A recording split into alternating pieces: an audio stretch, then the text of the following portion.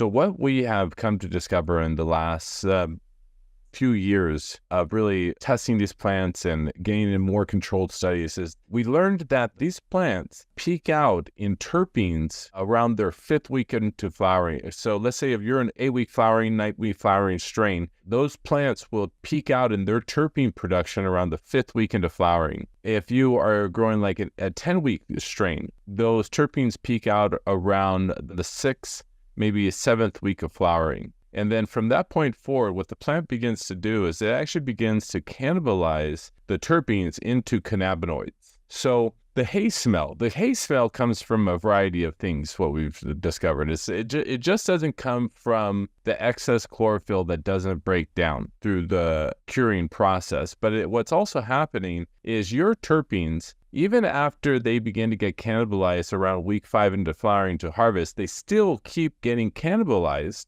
after in the curing process, all the way to the point, actually even past the point where the moisture gets all the way down to 13 to 17 or 18% moisture on the plant, on that curing. Whenever there's water, some type of enzyme exchange is going to happen, and it's going to keep happening whenever there's moisture in the environment, even if it's a small amount of moisture.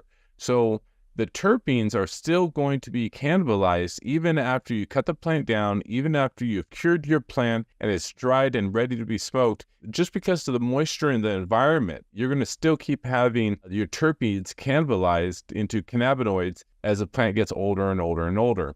So the issue around this with the hay smell is that if you do not have healthy plants, and this isn't for all strains, but because a lot of strains, they just you have poor genetics in the first place. And if you don't grow a perfect plant, those terpenes are going to be cannibalized early on, and there's not going to be enough good smelling terpenes for it to be stronger than that hay smell, that is the green earthy plant smell, right?